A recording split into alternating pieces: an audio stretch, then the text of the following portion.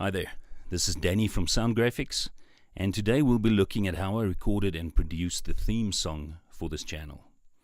Now ladies and gents, please keep your extremities inside the vehicle and your mind outside the box at all times. Alright, now the project was recorded in Reason 8, and if you don't have it, I can honestly highly recommend it. To me, one of the greatest advantages in using Reason is the rock solid stability and also the fact that you can work between platforms. Alright, now back to the song. It all started with a little doodle that I was playing on the ukulele to loosen my fingers.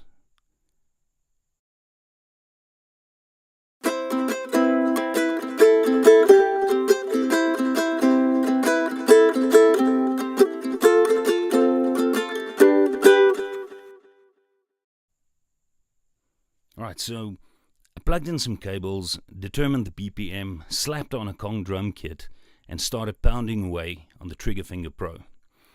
I settled on the King Kong preset, and it sounded nice, but a little too out of the box, too much like a one-stop shop sort of sound. Alright, so the next thing I did was to customize the kit, and only a little bit so. And what I did was I switched out, in particular, the snare sample to give the drum layer a more organic and played by brush kind of feel. Now if you listen to the existing sample, it sounds very electronic. And the kick, I actually quite liked the kick, so I kept that, did a little bit of EQing to just put it nicely in its place in the mix. But to me this was problematic. So I found in my Rex loops this little loop, and it's got this specific sample for snare, which I thought was perfect. There's the full loop. You can hear it's a more organic, sounds like a club type of vibe. More like a smoky jazz club. And there's the sample that I wanted for my snare. And obviously on that there's a little bit of processing as well. Not much, you can see I put in a tape echo and a compressor. Alright, so there's a little bit of processing done on that signal to give it that sound. This is what the drums sounded like now.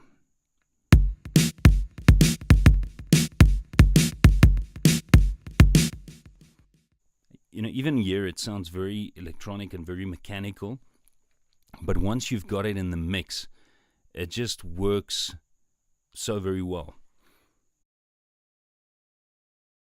I will take off all the additional processing that I put on there and take you to the EQ section. And what you can see here is very obvious. I've put in a high pass filter.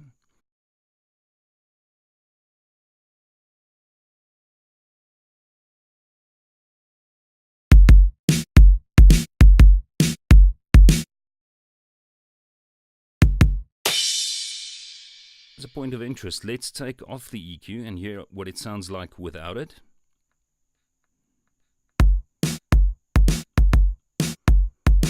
And with it.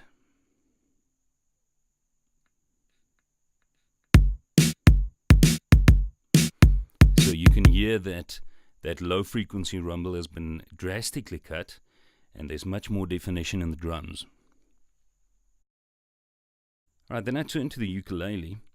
Now, the ukulele and the harmonica have a few frequencies that intersect, so this was a bit of a challenge. First thing I did here was also a high pass filter, and you can see there I cut quite drastically. Alright, and then I gave a slight boost at 1.14 kilohertz to bring out the character of the uke, and a slight high shelving EQ to make it ring. Alright, you can see the high shelving EQ there, and there at 1.14 kilohertz there's a little boost. Alright, then I also added a a little bit of compression and maximizing by using a mastering preset on this particular channel. By now I'd realized that there was this huge gaping hole in the song. And my first instincts always tend to lean towards putting in a bass guitar. I come from traditional rock music background, playing rock, folk, and worship music. So I always want to throw in a bass guitar, but this time I decided not to even use a bass guitar. Now, in my live shows, I tend to lean more towards the blues harp style of harmonicas for their easy playing scales and also the quick attack, in other words, that short bursty sound. But this time I was looking for something different. Something with a classy, warm tone and an almost French street band kind of vibe. And so I turned to the gorgeous sounding Unsere Lieblinge from Hohner. Let's also switch off everything that I've got on here, just so you can hear what the harmonica sounded like, just recorded raw.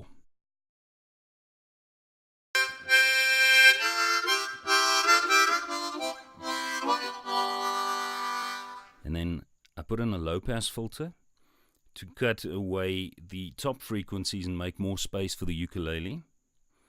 I put on a high-pass filter to also take away any low-frequency rumble. You'll see I did quite a dip there at 528.5 Hertz, and then a nice boost here at 1.89 kilohertz. So that's to give the harmonica its own space within the mix. Alright, so this is what it sounds like with the EQ on.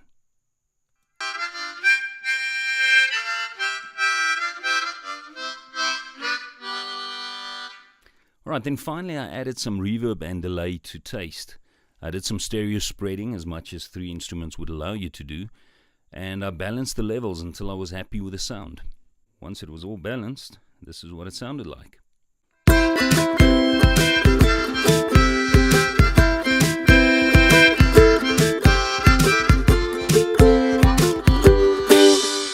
Alright, now I'm pretty sure you can hear that it sounds much better. But there's still a little something it's missing. So next week we will be looking at how I mastered this mix in Isotope Ozone 7. Alright, so guys, please join me again next week, where we will be looking at the mastering of the song. Alright, great stuff. So guys, I'm looking forward to having you join me again here next week. Have a fabulous week. So thank you, goodbye, and God bless.